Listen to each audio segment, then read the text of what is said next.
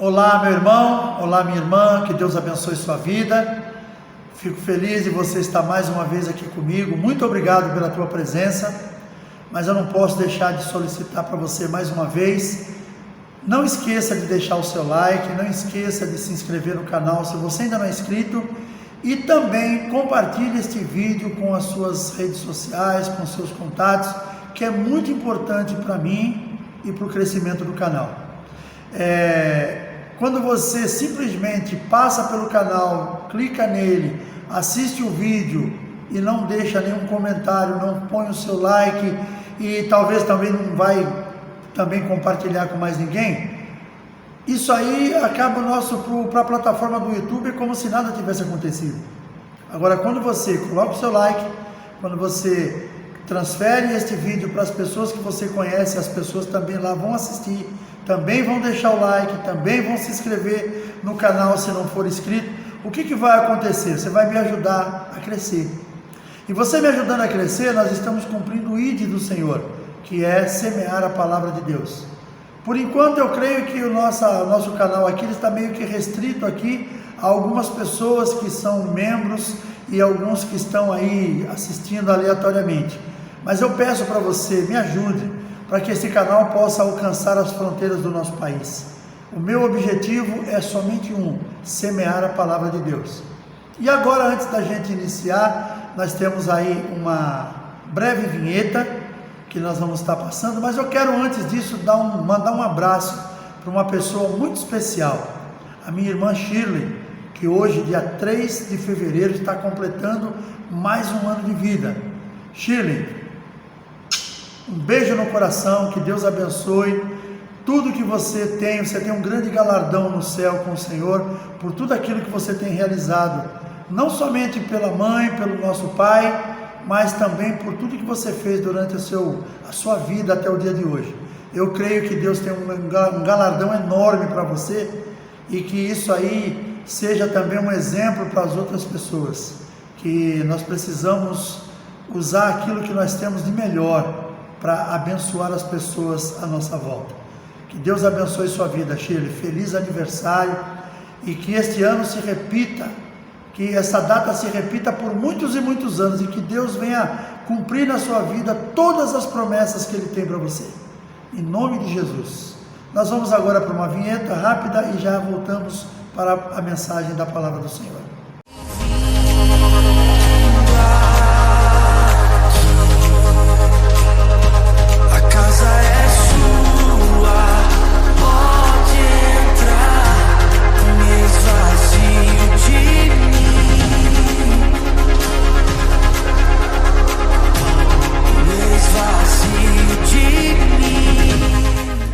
Muito bem, obrigado por você ter esperado até agora, obrigado pela tua paciência.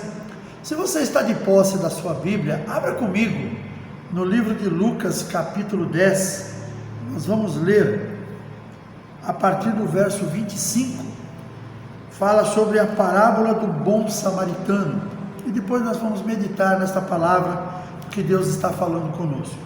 Diz assim a palavra do Senhor: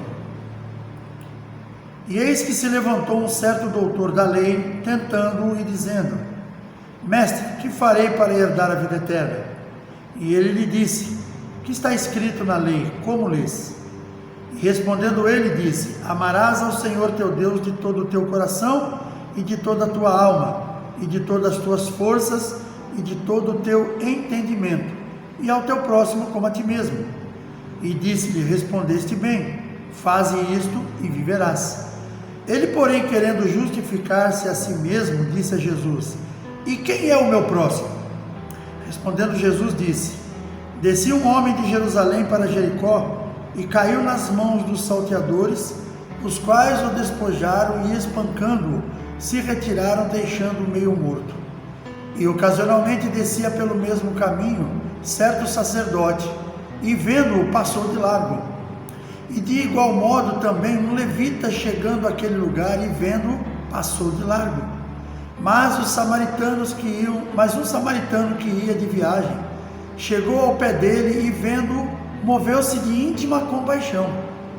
E aproximando-se, atou-lhe as feridas, deitando-lhes azeite e vinho, e pondo-o sobre a sua cavalgadura, levou-o para uma estalagem e cuidou dele. E partindo ao outro dia, tirou 2 dinheiros e deu-os ao hospedeiro e disse-lhe: cuida dele, e tudo o que demais gastares, eu te pagarei quando voltar. Amém? Queridos, esta é uma parábola muito conhecida, a parábola do samaritano. Conta a história de um homem que estava descendo para Jericó e no meio do caminho esse homem foi assaltado. Os seus assaltantes roubaram e, não contente com isso, acabaram agredindo, batendo nele, deixando ele quase morto. Passou por ele um sacerdote. O sacerdote, quando passou, viu aquele homem, mas ele deve ter pensado: eu tenho muito o que fazer, não dá para parar nesse momento, alguém vai passar e vai ajudá-lo. E aquele sacerdote se desviou daquele caminho, não parando para ajudar aquele homem. Em seguida veio um levita, que é também, que nós conhecemos como sendo uma das famílias, uma das 12 tribos de Israel. Inclusive os levitas, assim como o sacerdote, eles eram colocados a serviço do templo. O sacerdote também era um levita. E aquele levita também, quando viu aquela situação, ele simplesmente se desviou também. Fez aquela história do: não é comigo, não tenho nada com isso. Eu não posso parar porque eu tenho muitos afazeres e infelizmente o outro vai ter que passar para fazer isso. E de repente vem descendo por ali uma terceira pessoa, que era um samaritano. E por que Jesus falou do samaritano? Porque os samaritanos e os judeus, na realidade o samaritano ele é um judeu mestiço, pelo menos é o que eu entendi lendo alguns livros. O samaritano é um judeu que acabou aquilo que Deus havia dito, que quando aquele povo entrasse na terra que ele havia prometido aos seus pais, que eles não deveriam se misturar com os povos que ali viviam. Eles não dariam as suas filhas em casamento para aqueles homens e nem tomariam as suas mulheres em casamento para os seus filhos. Era uma ordem de Deus. Então o samaritano é justamente este judeu, essa linhagem do judeu que se misturou, que não cumpriu a determinação que Deus havia deixado. E eles acabaram se misturando com outros povos, é o que a Bíblia chama de samaritano. E para o judeu, aquele judeu legítimo, o judeu tradicional, aquele judeu que é puro, vamos dizer assim, no que se diz respeito às suas famílias, que não houve mistura com povos diferentes das 12 tribos, o que aconteceu? Eles não aceitam os outros. Tanto que o samaritano, ele era uma pessoa que o samaritano e o judeu, eles não se bicavam. E por que Jesus usou justamente o samaritano? Eu fiz uma outra ministração há um tempo atrás aqui no YouTube, falando sobre Cristo, Jesus Cristo ser um revolucionário. Por quê? Porque ele não veio para agradar ninguém. Jesus não veio para mostrar que ele era engraçadinho, bonitinho, que ele fazia aquilo porque ele gostava das pessoas. Não, ele veio para mostrar o que é justiça, ele veio para mostrar o que é salvação, o que é amor, o que é realmente você amar uma pessoa, porque aquele povo falava do amor, mas ele só amava quem interessava para ele. Então, quando Jesus fala para aquele homem, aquele que veio questioná-lo, perguntando depois, que fez a pergunta, como que ele faria para ser salvo, perguntou: mas quem é o meu próximo? E aí Jesus entra com esta parábola, falando justamente de um filho de Abraão, no caso o sacerdote, o levita, que simplesmente quando passaram por aquele homem que estava ali, todo machucado, agredido, passaram por ele e fizeram de conta que não viram. E um samaritano, que é justamente aqueles que o judeu não gosta, que o judeu abomina, foi justamente esse que parou para ajudar aquele homem. E a Bíblia fala que aquele homem, ele vendo a situação daquele outro, ele se investiu de íntima compaixão. O que é íntima compaixão? Íntima compaixão é você se colocar no lugar daquela pessoa e sentir o que ela está sentindo. Claro, o homem não vai se cortar, se bater para poder sentir a dor que ele estava sentindo, mas espiritualmente falando, ele se põe no lugar daquela pessoa para entender o que aquela pessoa estava sentindo. E aquele samaritano viu que aquele homem todo machucado não podia continuar ali daquele jeito, que ele ia acabar morrendo. O que aquele samaritano fez? Desceu do seu cavalo, pegou azeite, passou nas suas feridas, passou também vinho, pegou aquele homem depois, colocou sobre a sua cavalgadura, sobre o seu cavalo, e o levou até uma estalagem, até uma hospedaria. Lá ele foi cuidar daquele homem.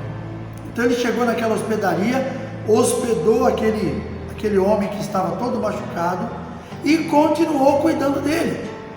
É assim que a Bíblia nos ensina que aquele homem fez. Algum tempo depois ele precisava seguir viagem. Aí ele pede para o dono da hospedagem dizer o seguinte, falou, olha, ele deu 2 dinheiros para aquele homem, 2 moedas, dizendo, olha, isso aqui paga pela estadia deste homem que eu deixei aqui. E naturalmente o hospedeiro, o dono da hospedagem falou, paga. Ele falou, tá bom, eu vou embora, mas eu vou voltar. Quando eu voltar, se faltar mais alguma coisa, eu pago, não se preocupe, cuida dele para mim. E aquele homem foi embora. E o que Jesus quis mostrar nessa parábola para aquelas pessoas que ali estavam junto com ele, naquele momento, e justamente questionando aquilo que Jesus era, porque eles estavam ali, os fariseus estavam sempre do lado de Jesus ali, mas sempre procurando um jeitinho de tirar, de tentar mostrar que ele não era aquilo que diziam que ele era, sempre questionando, sempre, sabe, com conversas assim, com subterfúgios ali, tentando enganar Jesus, tentando colocar Jesus numa situação difícil. E Jesus, muito sabiamente, colocava aqueles homens em situações muito mais complicadas do que a gente pode imaginar. E o que acontece então neste momento quando Jesus fala com aquele homem, e naturalmente outras pessoas estavam ouvindo?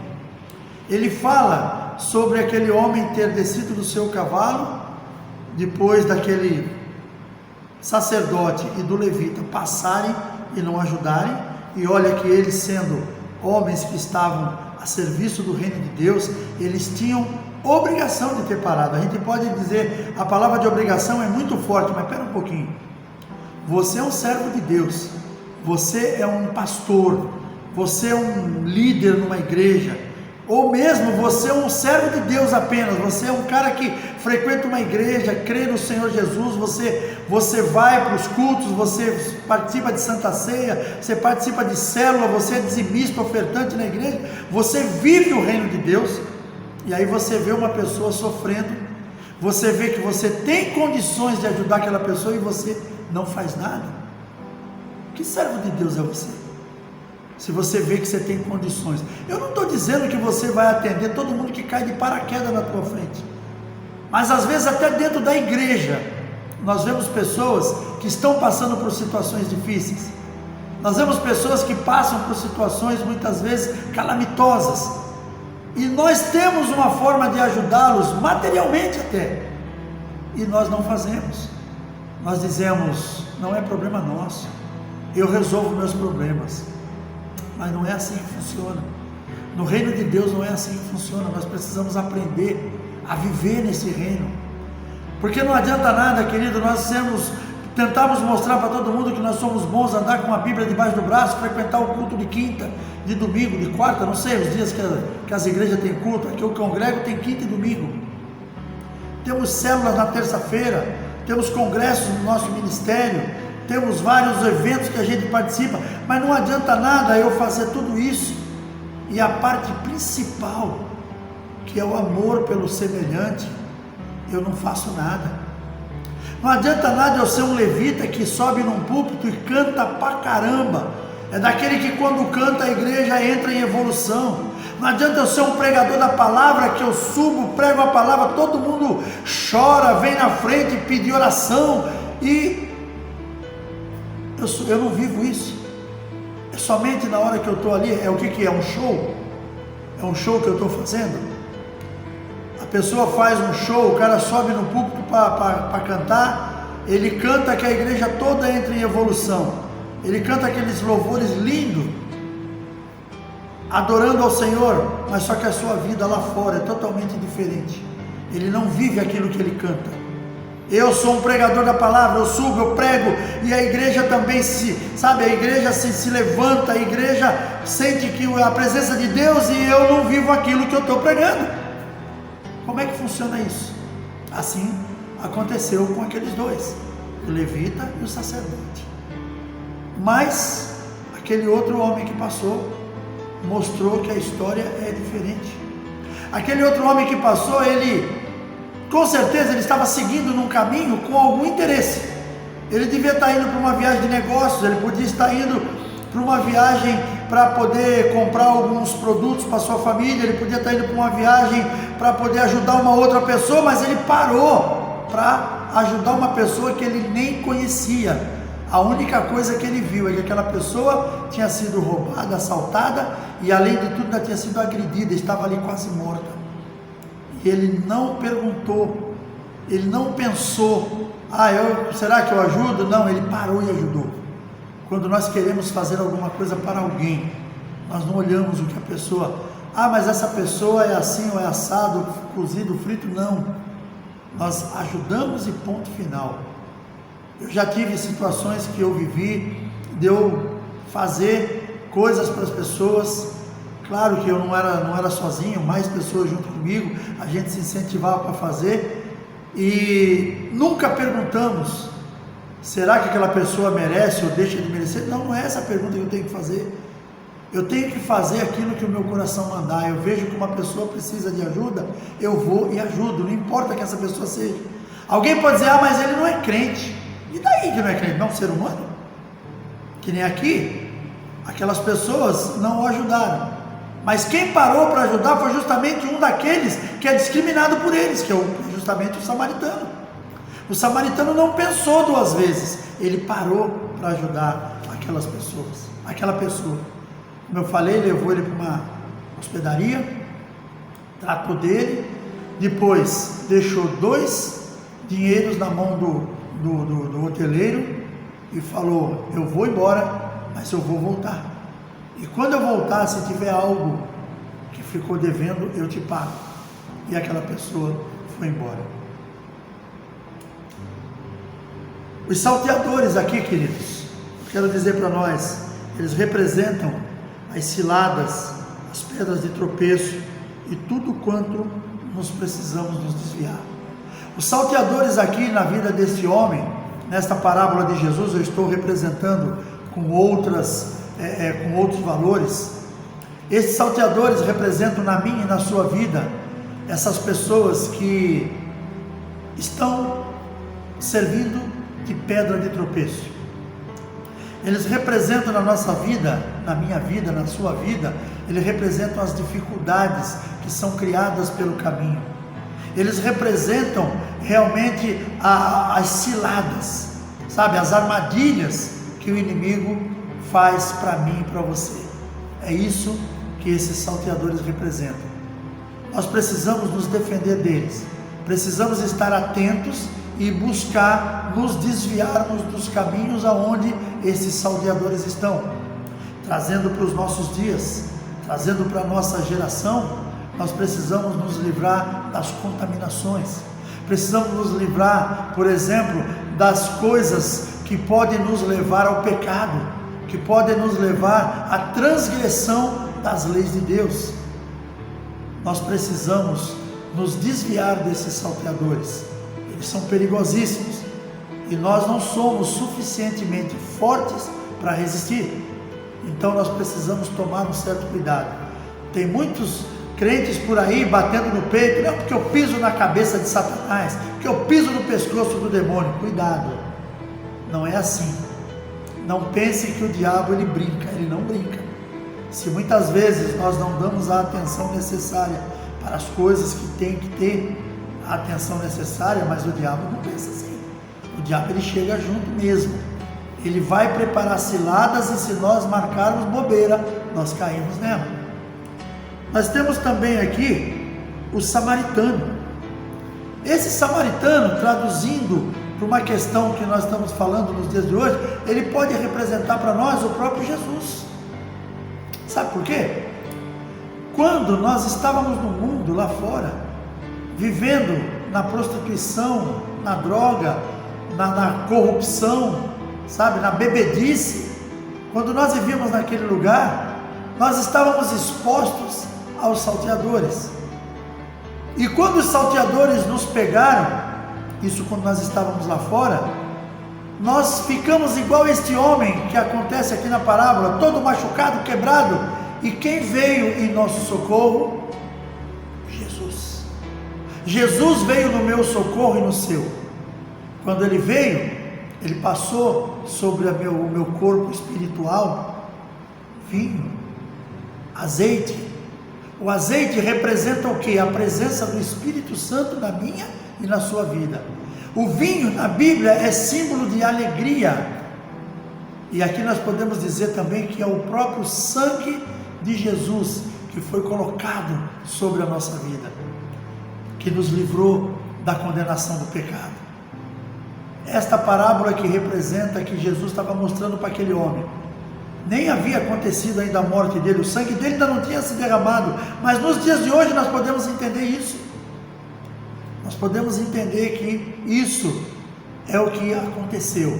Naquele tempo Jesus mostrava para aqueles homens o que aconteceria, e talvez aqueles homens também não entenderam. E nós muitas vezes, na nossa ignorância, passamos muito tempo da nossa vida ouvindo a palavra de Deus, que pessoas nos paravam na rua, pessoas mandavam mensagens, pessoas conversavam conosco, e nós também não queríamos entender. Quantas vezes você não foi abordado por alguém com um panfleto na mão, e você pegou aquele panfleto, alguns metros depois você amassou e jogou fora, e nem leu o que estava escrito? Quantas vezes você não foi parado por alguém que falou do amor de Deus, e você simplesmente ignorou? Jesus, ele usa as pessoas dessa forma. Jesus, ele usa as pessoas de uma forma muito especial para falar do amor dele para mim e para você. Eu já fui parado na rua, uma certa vez, eu já até falei isso em algumas mensagens. Um amigo de trabalho, um conhecido de trabalho, ele já não estava mais trabalhando com a gente, me parou na rua, me chamou quando ele me viu descendo do carro, falou para mim que ele teve um sonho, e no sonho Deus dizia que era para uma pessoa procurar uma igreja porque havia algo da parte de Deus para fazer. Só que ele disse que ele não interpretava quem era aquela pessoa no sonho dele, até que ele me encontrou quando eu desci do carro, disse que o Espírito Santo tocou nele e falou: é ele, fala para ele. Ele falou para mim, e o que eu fiz? Nada. Saí dali depois, cumprimentei, fui almoçar porque era horário de almoço, e eu saí achando que aquele homem estava maluco. Jesus usou ele para falar comigo e eu não dei atenção. Quantos de nós não fizemos isso? Quantos de nós precisamos chegar ao ponto de estar todo arrebentado para tentar ouvir a voz do Senhor quando Ele fala? Não, nós precisamos ouvir a voz do Senhor independente e se fizermos isso sem estarmos machucados, quebrados, é muito melhor, mas é muito mais difícil isso acontecer. Outra situação que eu queria falar é a hospedaria a qual aquele homem foi levado. Ela representa para nós no dia de hoje a igreja. A igreja que eu pertenço, que você pertence ou que deveria pertencer. Aquela hospedaria foi o lugar onde aquele homem levou aquela pessoa, aquele samaritano levou aquele homem para ser curado. E quer saber um lugar onde você vai encontrar cura para as suas aflições? Aqui, na casa de Deus. É na igreja que você vai encontrar a solução para as suas perguntas. Aquele vazio que você tem dentro de você, que você não sabe interpretar por quê, é aqui que você vai encontrar a resposta. É aqui que você vai encontrar a solução. A igreja, queridos, ela é um hospital. Talvez uma pessoa que esteja com a vida toda correta, toda boa, sabe, trabalhando, ganhando bem, família bem, casa boa, carro bom, dinheiro guardado, uma pessoa dessa, ela acha que ela não precisa de Jesus, ela não precisa da igreja, portanto, dificilmente ela vai procurar por uma igreja. Mas vai chegar um momento que talvez alguma coisa aconteça e essa pessoa perca parte daquilo que ela tem, às vezes perde até tudo. E aí aquele sofrimento vai começar e essa pessoa, talvez nesse momento, ela procure pela igreja. A igreja é um hospital. A igreja é um hospital espiritual em que nós precisamos passar. A igreja é um hospital onde nós curamos as nossas mazelas, onde nós curamos as nossas arrogâncias, aonde nós curamos, sabe, os nossos pecados são curados na igreja. Por quê? Porque aqui você vai buscar em Jesus essa solução, e Jesus vai perdoar os seus pecados. A palavra de Deus diz lá no livro de 1 João capítulo 1, verso 8, se confessarmos os nossos pecados, Ele é fiel e justo para perdoar a todos os nossos pecados e nos redimir de toda injustiça. É dessa forma que nós precisamos encarar esse hospital que eu estou falando, que é a igreja. Querido, se você olhar lá no Antigo Testamento, no livro de Gênesis, a partir do capítulo 6, se não me engano, quando começa a saga sobre a vida e família de Noé. Noé foi chamado por Deus, ele foi agradável aos olhos de Deus, e Deus viu em Noé um homem sincero, um homem bom, um homem que podia fazer a sua vontade. Deu uma determinação para Noé, porque Deus havia se injuriado com o modo como a sua criação estava vivendo. Deus manda Noé construir uma arca, e Noé passou em torno de 100 anos, de 100 a 110 anos, de 100 a 120 anos, não tem uma data precisa, mas vamos lá, foram 100 anos construindo aquela arca. Imagina durante aqueles 100 anos, quando as pessoas zombavam de Noé, perguntando para ele por que ele estava construindo aquilo, e Noé dizia que haveria um grande dilúvio. Deus havia falado com ele, aquele dilúvio destruiria todo o pecado sobre a terra, e aqueles homens deveriam fazer o quê? Rir na cara de Noé. A mesma forma que fazem nos dias de hoje, quando as pessoas falam do amor de Deus, que Jesus está voltando, que o pecado vai ficar aqui, que o pecado vai ser consumido no fogo do inferno, as pessoas riem, as pessoas debocham, porque elas acham que isso não vai acontecer. Naquele tempo também era desse jeito, e havia naquele tempo uma grande oportunidade para aquele povo se redimir, mas aquele povo não se redimiu, aquele povo continuou no pecado.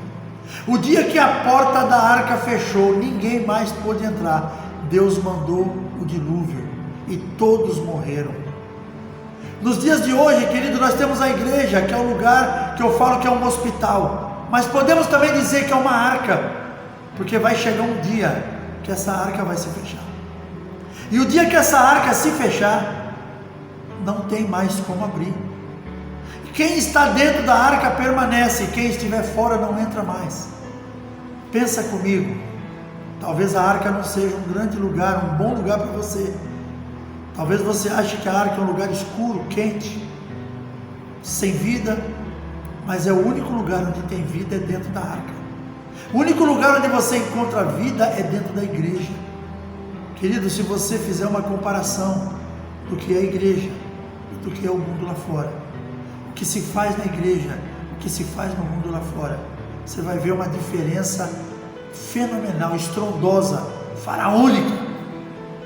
A igreja é um lugar de cura, é um lugar de libertação, é um lugar de vida, é um lugar onde nós nos encontramos.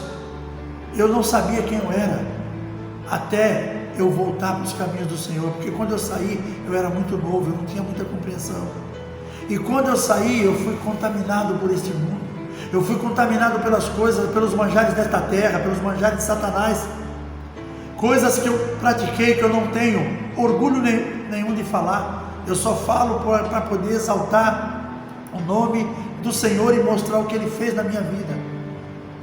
Eu não tenho nenhuma satisfação em dizer isso, mas eu vivi nesse mundo durante muito tempo, e quando eu voltei para os caminhos do Senhor, eu pude compreender o quão errado eu fui, sabe?